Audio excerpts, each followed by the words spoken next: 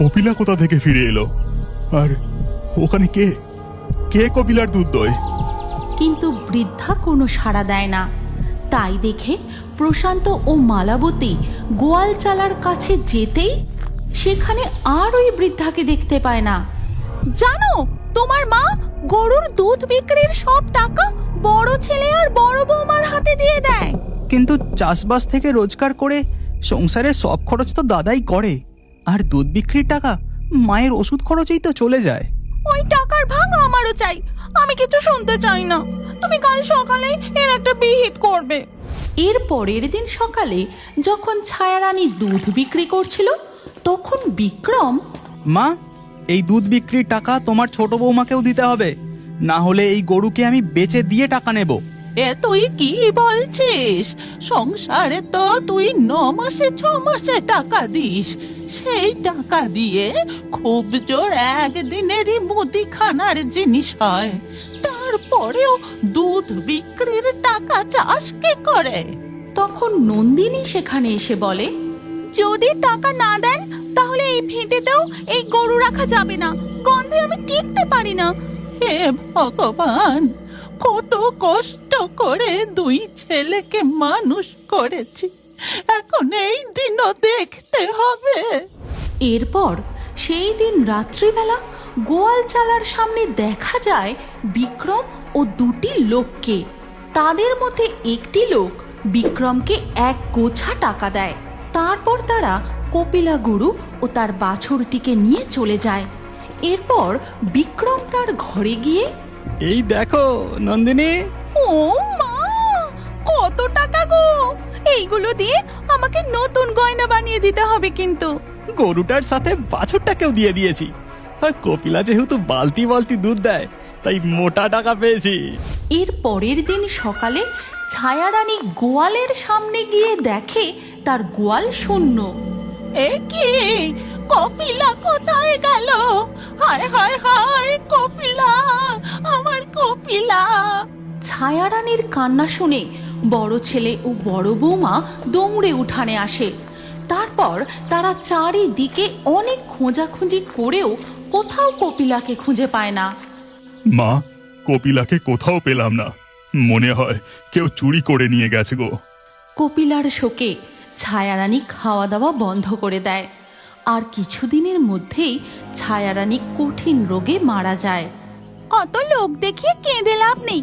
কপিলা শাশুড়ি 2 গেছে, আর দুধ বিক্রির টাকা পাবে না, তো তাই এত নাটক।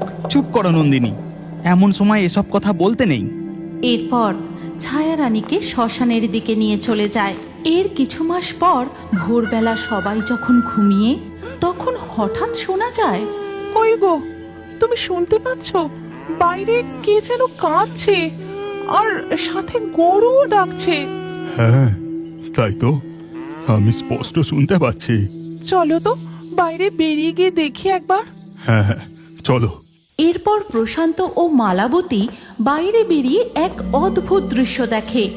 গোয়ালের সামনে কপিলা গরু ও তার বাছুর দাঁড়িয়ে, আর একজন বৃদ্ধা কপিলা গরুর দুধ দুইছে। আরে, ওটা যে কপিলা! কপিলা কোথা থেকে ফিরে এলো? আর ওখানে কে কে কপিলার দুধ দোয়? কিন্তু বৃদ্ধা কোনো সাড়া দেয় না। তাই দেখে প্রশান্ত ও মালাবতী গোয়াল চালার কাছে যেতেই সেখানে আর ওই বৃদ্ধাকে দেখতে পায় না। যে দুধ দই ছিল সে গেল কোথায়? এই তো এখানেই ছিল। এই যে 2 বালতি দুধ রয়েছে। এরপর ধীরে ধীরে সকাল হয়ে যায়। সকালবেলা 2টি লোক তাদের উঠানে এসে, বিক্রম, এই বিক্রম, তাড়াতাড়ি ঘর থেকে বেরিয়ে আয়, আমাদের টাকা ফিরিয়ে দে বলছে। লোকগুলির চেঁচামেচি শুনে বিক্রম ও নন্দিনী ঘর থেকে বেরিয়ে আসে। কি হয়েছে কি? আপনারা এইভাবে চেঁচামেচি করছেন কেন? এটা একটা ভদ্রলোকের বাড়ি। চেঁচামেচি করবো না তো কি চুপ করে থাকবো? কাল রাতে এক ভয়ঙ্কর ডাইনি এসে আমাদের খুব ভয় দেখায়, তারপর তোমাদের গরু আর বাছুরটাকে নিয়ে চলে যায়। ওই দেখো গুরু, গরুটা তো এদের গোয়ালি বাঁধা। ওই বিক্রম আমাদের সাথে চালাকি করে দেয়। এক্ষুনি আমাদের টাকা ফিরিয়ে দে বলতি বিক্রম। এরপর বিক্রম লোক দুটিকে গরু বিক্রির টাকা ফিরিয়ে দেয়। কপিলা আবারও তাদের বাড়িতেই থাকতে শুরু করে।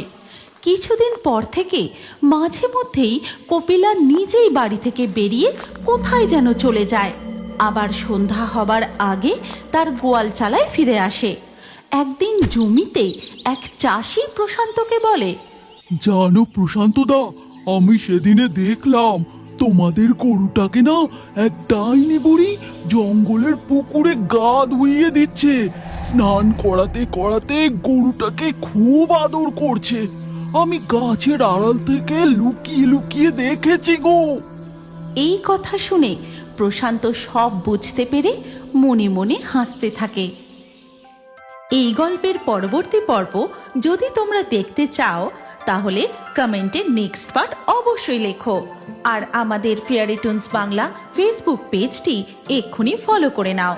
এই গল্পটি ভালো লাগলে লাইক দিয়ে শেয়ার করে দাও।